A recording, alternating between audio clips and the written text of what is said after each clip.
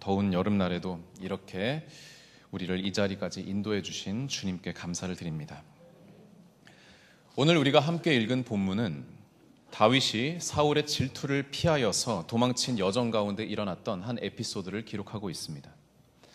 다윗은 골리앗을 쓰러뜨린 후에 사울로부터 정식으로 등용되어서 군대의 장군으로 활약했는데 그 활약상이 실로 대단하여서 백성들이 사울보다 다윗이 더 뛰어나다고 할 정도였습니다. 이에 마음이 상한 사울은 다윗을 죽이려 했고 다윗은 아내인 미갈의 도움을 받아 사울이 거했던 왕궁에서 탈출했습니다. 이후 다윗이 먼저 사사 사무엘이 있는 라마나요스로 피신합니다. 그곳에서 다윗은 사무엘에게 자초지종을 고하고 그리고 한동안 그곳에서 거주했던 것으로 보입니다. 그러나 사울은 곧 그곳에 추격군을 보냈고 또 자신도 라마로 들어갔습니다. 그런데 그때 하나님께서 역사하셔서 이 추격군과 사울에게 예언의 영을 내리심으로 다윗을 잡아가지 못하게 하셨습니다. 다윗을 잡으러 온 사울과 그 부하들은 예언의 영을 받아서 하루 종일 이제 예언을 계속해서 했습니다. 나중에는 옷을 벗고 옷까지 벗으면서 사무엘 앞에 이르기까지 계속 예언을 했다고 나와 있습니다. 이런 혼란스러운 틈을 타서 다윗은 다시 몸을 숨겼고 사무엘상 20장에서 자세하게 나온 것과 같이 요나단의 도움을 받아서 도망을 가게 됩니다. 그렇게 해서 다윗이 이른 곳이 바로 오늘 우리가 읽은 본문의 노비라는 지역입니다. 이 노베는 제사장 아히멜렉이 있었고 이후 서술된 사실들로 보아 하나님의 성소가 임시로 있었던 지역이었습니다. 그곳에서 다윗은 제사장 아히멜렉을 만나서 먹을 떡과 또 싸울 무기를 얻어가게 됩니다. 그런데 우리가 여기에서 되짚어 보기를 원하는 것은 무엇이냐 하면 다윗이 왜 굳이 노베에 들렸을까 하는 것입니다. 지금 다윗은 도망을 다니는 처지였습니다. 만약 단순히 식량과 무기를 얻고자 함이었다면 다윗은 굳이 노브를 거쳐서 가지 않아도 되었을 것입니다. 이후 다윗의 행적을 보면은 그가 블레셋 땅인 가드 지역으로 도피하는 것을 보게 됩니다. 즉 사울 왕의 통치가 닿지 않는 이방인의 땅으로 도망쳐서 안전을 확보하겠다는 그런 의도였습니다. 처음부터 가드 땅으로 도망을 가려고 했는지 아니면 어쩌다 보니까 거기까지 가게 되었는지는 확실치 않지만 어쨌든 현재로서 다윗은 최대한 빨리, 최대한 멀리 도망쳐야 하는 상황이었습니다. 그런데 이 노비라는 도읍은 이 도시는 사울이 있었던 기브아 성읍과 지척에 있는 동네였습니다. 실제 거리로 환산해 보아도 금촌에서 한 운정 정도 되는 아주 가까운 거리에 있었습니다. 단순히 식량과 무기를 얻고자 엎어지면 코 닿을 거리에 있는 노브로 향했을까요? 아마 그렇지는 않았을 것으로 보입니다. 이 노브에서 조금만 더 남쪽으로 가면은, 즉 금촌에서 한 일산 정도 되는 그런 거리까지 가면은 다윗의 고향인 베들레헴이 나옵니다. 그곳에서 훨씬 더 나은 전력 보강을 하고 또 도피를 계속했어도 되었을 거라고 생각을 하는데요. 다윗이 그것을 생각 못했을 리가 없습니다. 오늘 본문에서 다윗이 노브를 특별히 방문한 것은 다른 이유가 있기 때문이라고 보는 편이 맞습니다. 그런데 오늘 본문의 이야기를 자세히 살펴보면 다윗 자신도 아히멜렉을 만나서 그 자기가 찾아온 이유를 구체적으로 밝히고 있지 않고 숨기는 것을 보게 됩니다. 오늘 말씀의 1절을 보면은 아히멜렉이 떨며 다윗을 영접했다고 하며 어찌하여 홀로 있고 함께하는 자가 아무도 없냐고 묻고 있습니다. 여기서 아히멜렉이 떨었다는 것은 두려워서 떨었다기보다는 놀랍게 여겼다고 해석하는 편이 맞습니다. 왜냐하면 다윗은 명실상부 사울 왕의 신복이었던 고위급 군인이었습니다. 그런데 그런 그가 수하 하나 없이 혼자 찾아왔다는 것은 무엇인가 심상치 않다는 것을 이 아히멜렉이 느꼈기 때문이었습니다. 그런데 이 시점에서 다윗이 아히멜렉에게 했던 말을 한번 보시기 바랍니다. 2절의 말씀을 한번 띄워주시기 바랍니다.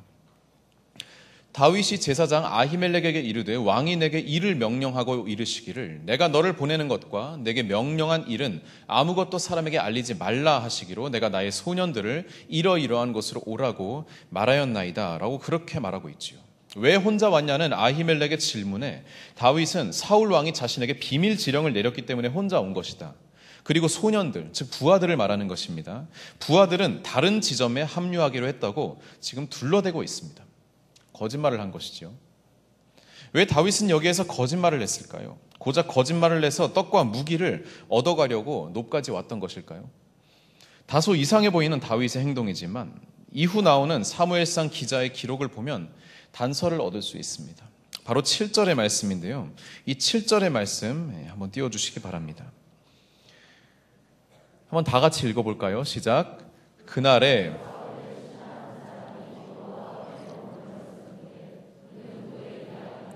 에돔 사람이요 사울의 목자장이었더라.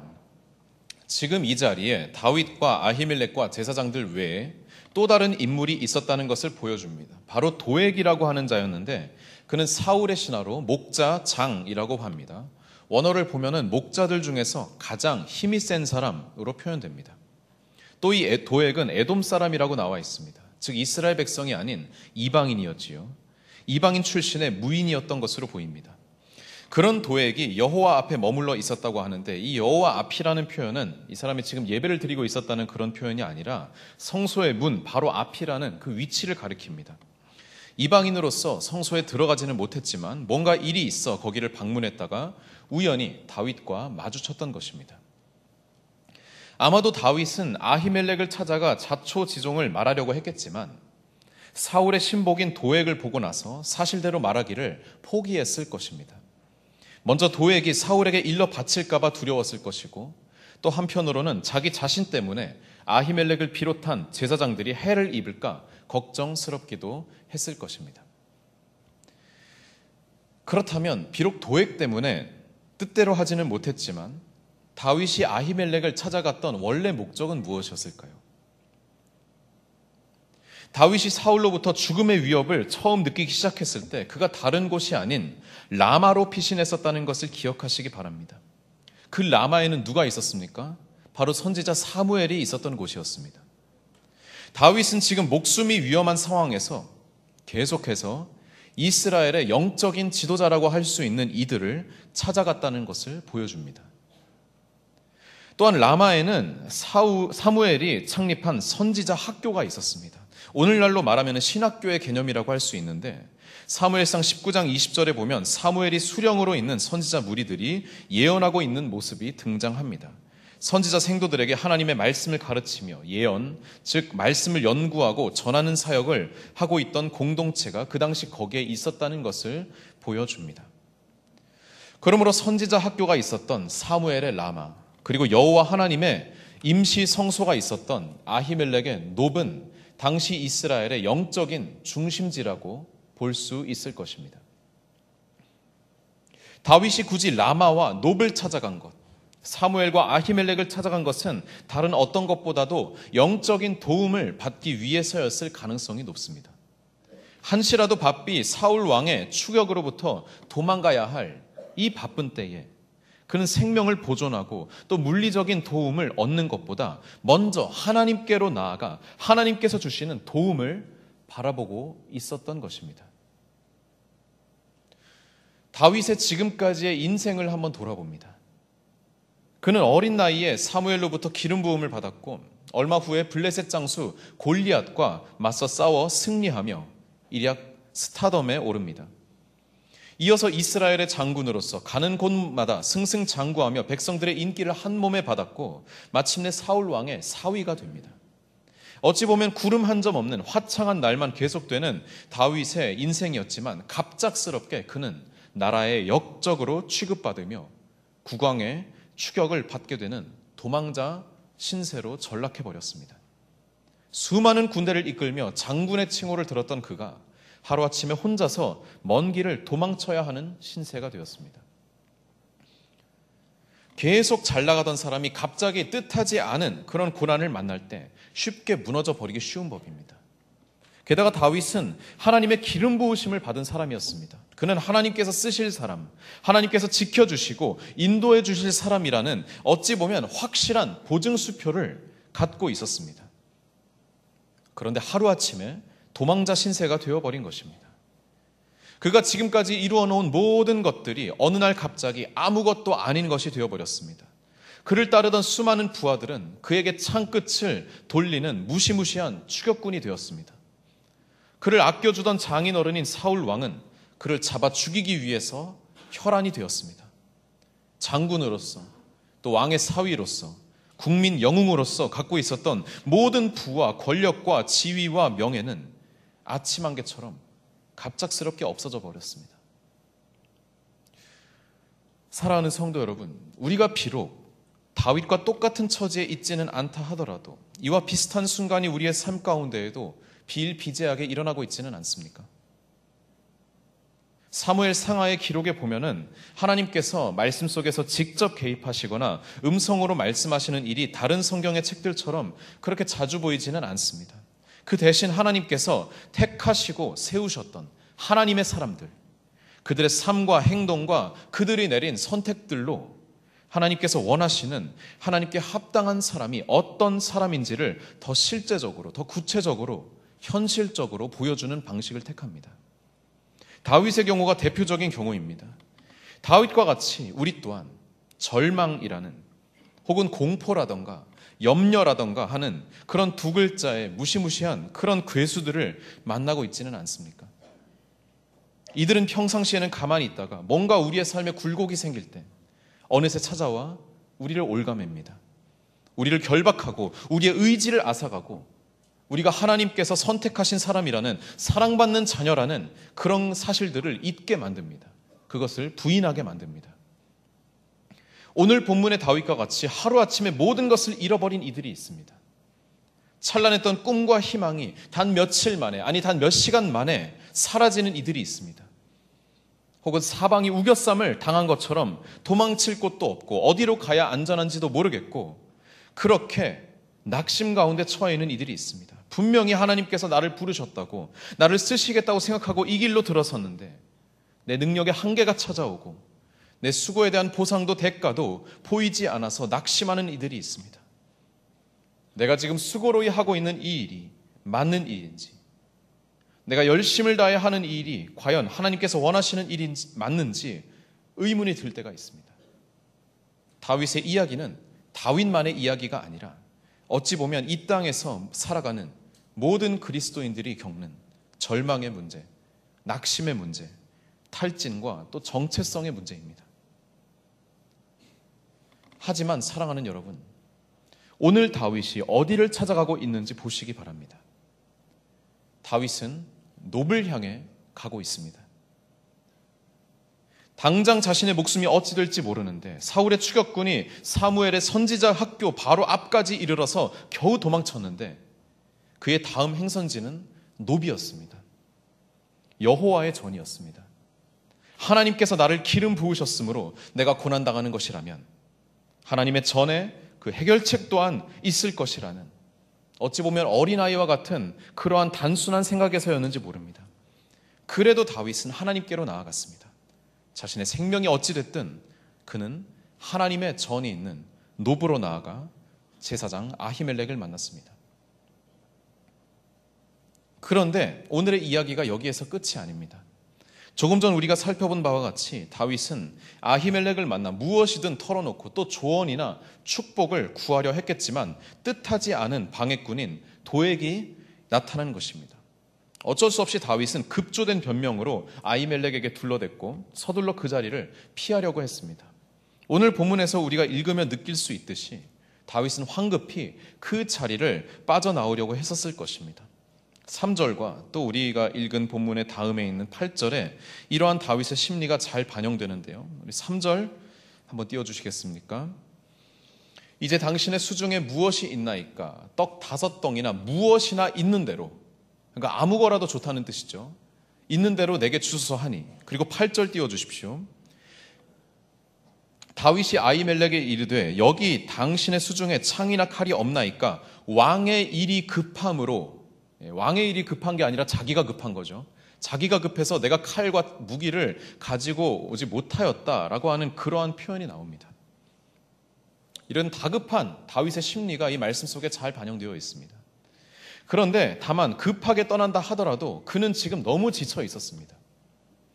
사울이 언제 자신을 따라잡을지 모를 그런 두려움과 긴장감과 또 막상 노베에 도착했지만 계획대로 아히멜렉과 대화를 나누지 못하여 생긴 그런 실망감 등으로 그는 한층 더 지쳐 있었을 것입니다.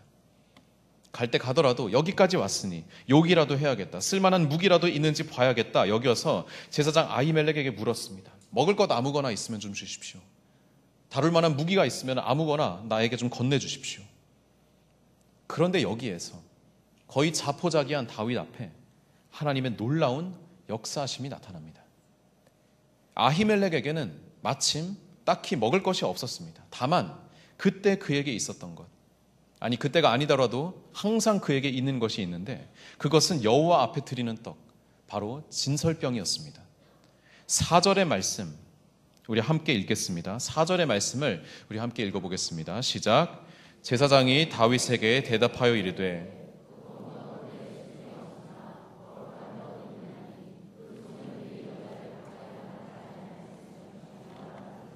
아멘. 거룩한 떡만 있다고 하는 것입니다. 이 떡을 다윗과 그 부하들이 여자를 가까이 하지 않았다면 죽였노라고 지금 제사장이 말하고 있는 것이죠. 다윗은 이 떡을 받아 먹게 되는데 이 떡에 대한 부연 설명이 6절에 나와 있습니다. 제사장이 그 거룩한 떡을 주었으니 거기는 진설병 곧 여호와 앞에서 물려낸 떡밖에 없었습니다. 이 떡은 더운 떡을 드리는 날에 물려낸 것이라고 그렇게 또 친절하게 설명이 나와 있습니다. 여러분 성경을 읽을 때 무엇인가 맥의 흐름을 방해하는 부연 설명이 있다는 것은 이 성경의 저자가 그것을 통해서 하고자 하는 말이 무엇인가 더 있다는 것을 여러분에게 알려주고 있는 것입니다. 마찬가지로 여기 진설병에 대한 설명이 나오는데요. 이 진설병은 즉 여호와께 드린 바 된 떡이라는 것이죠. 이 진설병에 대한 원래의 설명이 레위기에 있습니다. 24장, 레위기 24장 8절과 9절의 말씀을 우리 한번 다 같이 읽어보겠습니다. 시작. 안식일마다 이 떡을 여호와 앞에 항상 진설할지니 이는 이스라엘 자손을 위한 것이요 영원한 언약이라. 이 떡은 아론과 그의 자손에게 돌리고 그들은 그것을 거룩한 곳에서 먹을지니 이는 여호와의 화제 중 그에게 돌리는 것으로서 지극히 거룩함이니라. 이는 영원한 규례니라. 아멘. 이 떡에 대한 말씀을 보면 이 진설병은 안식일마다 항상 올려드리는 떡입니다. 그리고 올려진 후에는 아론과 그 자손, 즉 제사장들이 거룩한 곳에서 먹는 것이며 지극히 거룩한 떡, 즉 가장 거룩한 떡이라고 하나님께서 말씀하십니다. 덧붙여 이는 영원한 언약이고 영원한 규례라고 하나님께서 특별히 강조하시며 말씀하셨습니다. 그런데 여러분 오늘 말씀에서 우리는 그토록 중요한 진설병의 규례를 자기 마음대로 어기는 제사장 아히멜렉과 다윗을 보고 다소 당황하게 될지 모르겠습니다. 진설병은 지극히 거룩한 것, 오직 제사장들만 먹을 수 있는 것이었습니다. 그런데 그것을 아히멜렉은 하나님께 별도의 허락을 구하지 않으면서 다윗에게 건네주고 있는 것을 보게 됩니다. 또 다윗은 감사하다고 그 거룩한 떡을 받아 먹고 있는 것이죠. 다윗은 이것을 먹을 자격이 없는데 말입니다. 사실 이것은 명백하게 율법을 어긴 행위입니다. 그것도 모르고 그런 것이 아니라 가장 잘 알고 있었을 제사장으로부터 말미암은 행위였습니다. 그런데 더 놀라운 것은 그러한 범법이 일어난 그때에 또한 그 이후에도 하나님께서는 다윗이 이 진설병을 먹은 것에 대하여서 아무런 징계는커녕 언급조차 하지 않으신다는 것입니다. 심지어 신약시대 예수님께서는 안식일과 관련하여서 바리새인들과 논쟁하시는 중에 오늘 본문에 이 다윗이 진설병을 먹은 사건을 언급하시면서 그 행위가 잘못된 것이 아니라고 분명하게 말씀하고 계십니다. 율법적으로 봤을 때 아히멜렉은 물론 다윗도 죄를 범한 것이 맞습니다. 그러나 하나님께서는 오늘의 이 사건에 대해 죄를 묻지 않으셨습니다. 그렇다는 것은 하나님께서 변덕이 있으셔서 그런 것이 아니라 이 사건에는 명백한 하나님의 숨은 의지가 담겨져 있다는 것을 보여줍니다. 오히려 저는 이렇게 봅니다. 진설병 규례라는 하나님께서 친히 세우신 언약이라고까지 하신 그 중요한 규칙을 하나님 스스로 어기시면서까지 다윗에게 꼭 주고자 하셨던 것, 그것이 바로 진설병이었다는 것입니다. 애초에 진설병의 규례가 왜 그토록 중요한 규례이며 지극히 거룩한 떡이라고 말씀하신 이유가 무엇입니까? 우리가 출애굽기의 말씀을 읽으며 이미 다룬 적이 있지만 여호와 앞에 드린 진설병은 12개입니다. 이것은 이스라엘의 12지파가 하나님께 드려진 바 되었음을 상징합니다. 그러나 그보다 더 근본적으로 이 진설병은 생명의 떡으로 오신 예수 그리스도를 상징하며 예표합니다. 이스라엘 백성의 영적인 대표라고 할 수 있는 이 제사장들은 매주 이 거룩한 떡을 거룩한 장소에서 먹으며 하나님의 채워주심과 또 하나님의 보호하심, 무엇보다도 하나님과의 연합을 경험했을 것입니다.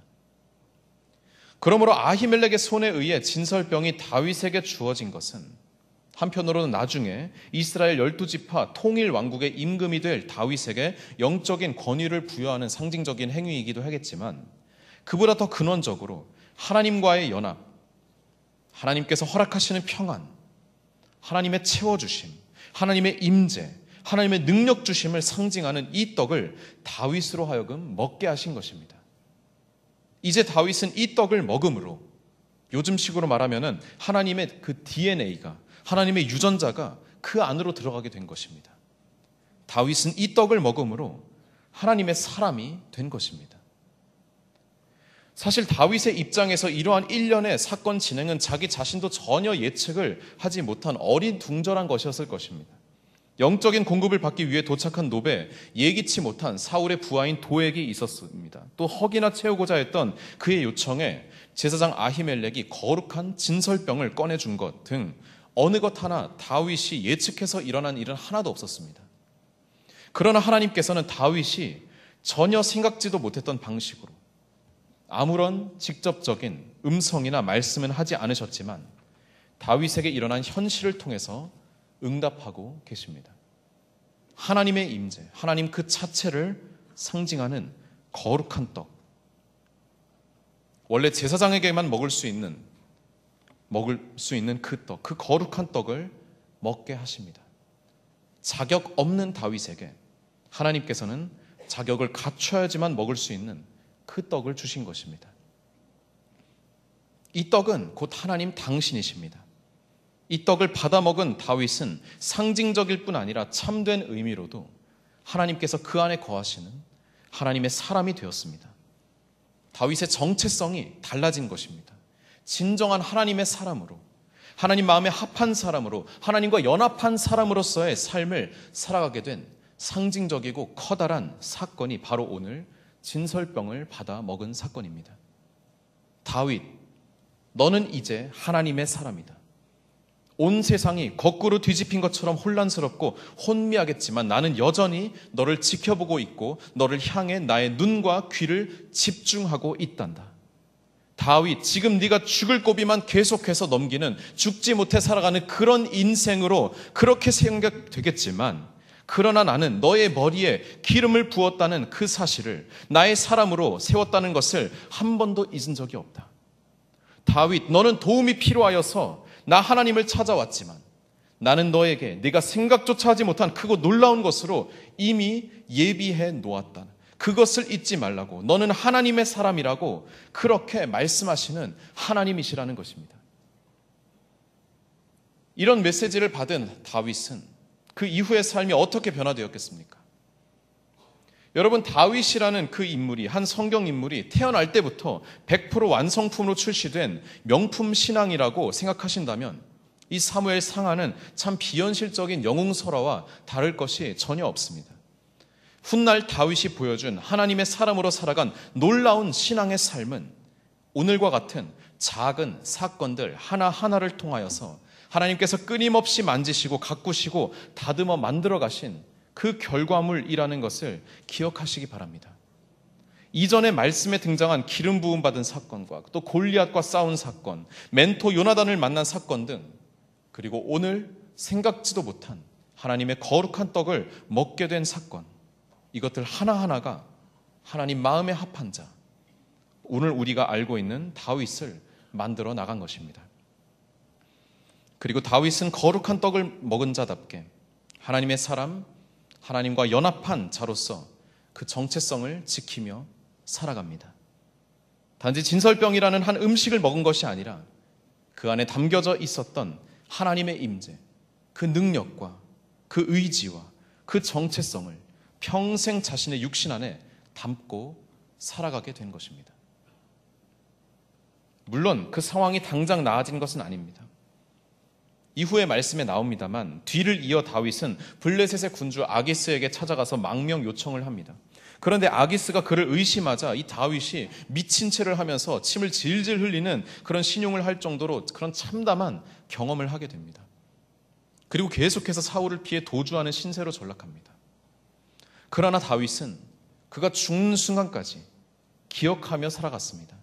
나는 하나님의 사람이라고, 나는 하나님과 연합한 사람이라고, 하나님께서 내게 거룩한 떡을 먹이실 만큼 나를 사랑하시고 나를 택하신 분이 다름 아닌 하나님이라는 것을 그는 불안정하고 불완전한 인생 가운데에도 평생 동안 기억하며 살아갔습니다. 사랑하는 성도 여러분, 오늘 다윗의 인생에서 일어난 이 경험이 여러분의 인생 가운데에도 경험되어지기를 간절히 축원드립니다. 조금 전에 제가 말씀드린 것과 같이 오늘 다윗에게 일어난 일이 비단 다윗에게만 일어난 일입니까? 그렇지 않지요. 우리 모두가 이와 비슷하던 비슷하지 않던 크고 작은 어려움들과 고난들과 절망들과 낙심들을 경험하게 됩니다. 더 이상 상황을 타개시킬 만한 의지도 생겨나지 않습니다. 하나님께서 나를 사랑하신다고 하셨는데 나는 도무지 내가 지금 사랑받고 있는 그런 기분이 들지가 않습니다. 회의가 찾아오고 두려움이 찾아오고 열등의식과 패배의식이 나를 차지해 갑니다. 자꾸 포기하고 싶어지게 됩니다. 바로 그때에 사랑하는 여러분, 놉을 향하여 가시기 바랍니다. 하나님 앞으로 나아가 하나님께 여러분의 마음을 다 내어놓으시기를 바랍니다. 하나님께서 주시는 영적인 안식과 그 충전을 맛보시기 바랍니다. 떡 한 점 더 먹겠다고, 칼 한 자루 더 쥐어보겠다고, 사울의 추격에서 한 걸음이라도 더 멀리 떨어지겠다고, 도망치겠다고 하기 전에 하나님을 먼저 찾아갔던 다윗의 그 마음, 하나님께서는 그 마음을 기뻐하셨다는 것을 기억하시기 바랍니다. 여러분, 우리는 힘들고 어려울 때 어떻게 합니까? 돈을 구합니까? 아니면 술, 담배를 구합니까? 아니면 찰나적인 쾌락에 탐닉합니까? 하나님을 찾으시기 바랍니다. 영적인 멘토나 리더나 동역자를 찾아가서 도움을 얻으시기 바랍니다. 하나님의 역사하심을 여러분이 바라신다면, 진심으로 바라신다면 하나님께서 보편적으로 잘 역사하시는 그런 장소와 그 만남을 찾아가시기 바랍니다. 전에 어떤 목사님이 해주셨던 말씀이 기억납니다. 가장 지치고 힘들 때, 가장 도망가고 싶을 때 너는 어디를 향해서 가냐고. 그 목사님은 자기 인생 동안에 정말 힘들었던 그때에 어떤 교회의 찬양 집회를 찾아가 구석에 멍하니 앉아있는 것을 선택했다고 그렇게 말씀을 하십니다. 그런데 그 목사님이 은혜를 받으려고 거기 찾아간 것이 아니었습니다. 회복되려고 찾아간 것이 아니었습니다. 그럴 의지가 남아 있었다면 그것은 진짜 힘든 게 아니죠, 여러분. 그럴 의지조차 없는 상황이었을 때라는 것입니다. 그런데 그러면 왜 교회로 가셨냐 하면은 그 당시에 교회라도 가지 않았으면은 분명히 어디 다른 데 가서 더 심한 죄를 저지르고 있을 것이라는 그런 생각 때문이었다는 것입니다. 차라리 그럴 바에야, 더 나빠질 바에야 그래도 하나님께서 자주 역사하시곤 하셨던 교회라도 찾아가자라는 그런 생각이 들어서였다는 것입니다. 사랑하는 여러분, 영적인 처소, 영적인 만남을 사모하시기 바랍니다. 힘들고 어려울 때, 그래서 그런 장소가 더 부담스러울 때, 창피해서 못 갈 때 더 그러하시기 바랍니다. 다윗이라고 해서 본인이 더 잘 나가고 더 인정받고 있을 때 정상적인 절차를 밟고 부하들 함께 대동해서 성소를 방문하고 제사장을 대면하고자 하는 그런 마음이 왜 없었겠습니까? 오히려 그곳을 방문하기 민망할 정도로 자신이 무너져 버렸을 때, 하나님 앞에서, 제사장 앞에서 자기가 거짓말로 변명하고 연명해야 할 그러한 참혹한 순간에 그곳을 향해 발걸음을 옮긴 그 마음, 그 가난한 마음을 하나님께서는 기뻐하셨다는 것입니다. 그리고 그럴 때 하나님께서는 오늘 다윗에게 그렇게 하신 것과 같이 여러분에게도 그 거룩한 떡을 주십니다. 우리의 생각과 예상과 그 추측들을 뛰어넘어서, 무엇보다도 우리의 자격을 뛰어넘어서 하나님께서는 당신께서 주실 수 있으신 가장 좋은 것으로 우리에게 이미 주셨습니다. 바로 하나님 당신, 하나님 그 자체이십니다. 하나님 당신 스스로를 우리에게 주셨습니다. 그리고 우리는 그런 하나님과 연합한 자가 되어서 하나님의 사람으로 그 정체성이 새롭게 변화되는 것입니다. 이런 경험을 사모하시기 바랍니다. 다윗에게 주신 거룩한 떡, 이 예표는 신약시대로 가면 스스로 생명의 떡이 되신 예수님의 십자가의 죽음으로 성취됩니다. 우리가 잘 아는 것과 같이 주님께서는 잡히시던 날 밤에 제자들과 함께 떡과 잔을 나누시면서 이렇게 말씀하시죠. 받아서 먹으라. 너희가 다 이것을 마셔라. 이것은 내 몸이니라. 이것은 내 피니라. 죄사함을 얻게 하려고 많은 사람을 위하여 흘리는 바 나의 피, 곧 언약의 피니라. 여러분, 우리에게 자격이 있어서 이러한 주님의 살과 피를 먹고 마실 수 있게 되었습니까? 전혀 아닙니다. 모든 것이 주님의 전적인 은혜 안에서 일어났습니다. 다윗을 사랑하신 하나님, 그 하나님께서 우리의 자격을 따지지 않으시고 온전한 은혜로 하나님과 연합하는 축복을 내려주신 것입니다. 이 떡과 이 잔, 주님의 몸과 주님의 피를 먹고 마신 우리는 무엇입니까? 여러분, 우리는 무엇입니까? 우리는 누구입니까? 우리는 하나님의 사람입니다. 더 이상 세상이 주는 것으로 탐닉하고 배부르는 자가 아니라 하나님께서 주시는 떡과 음료를 먹고 마시며 그것으로 영생의 삶을 누리는 사람, 바로 하나님의 사람이 우리입니다. 저와 여러분인 줄 믿습니다. 하나님의 사람이 거룩한 떡을 먹고 주의 잔을 받아 마신 우리가 세상의 것으로 요동해서야 되겠습니까? 세상이 주는 안락함, 세상이 주는 쾌락, 세상이 주는 번영과 축복으로 인하여서 우리가 하나님을 등한시 여기지 않게 되기를 간절히 원합니다. 또 반대로 세상이 주는 염려, 세상이 주는 절망, 세상이 주는 낙심으로 인하여서 우리가 하나님을 부인하거나 버리지 않게 되기를 간절히 원합니다. 사랑하는 여러분, 여러분은 하나님의 사람입니다.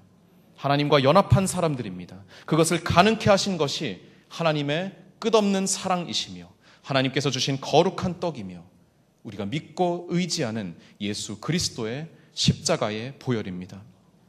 여러분은 하나님의 사람입니다. 그러므로 담대하시기 바랍니다. 힘을 내시기 바랍니다. 유혹과 핍박을 이겨내시기 바랍니다.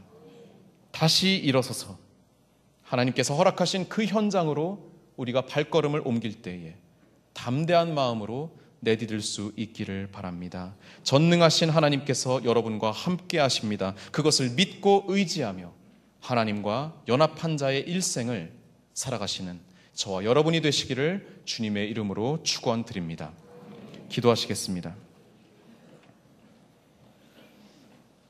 사랑하는 주님, 오늘 말씀을 통하여 우리에게 귀한 가르침 주심을 감사드립니다.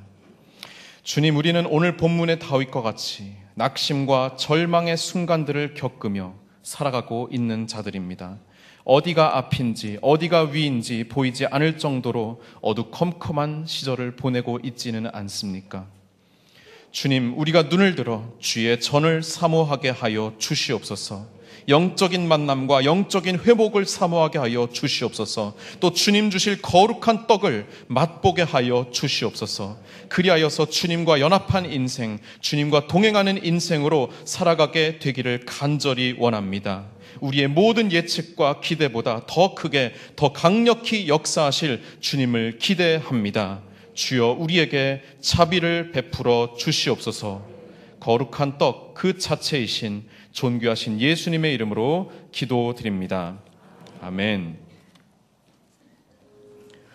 거룩하신 아버지 하나님, 또한 교회의 머리 되시는 우리 주 예수 그리스도여, 참으로 감사와 찬양과 영광을 주께 올립니다.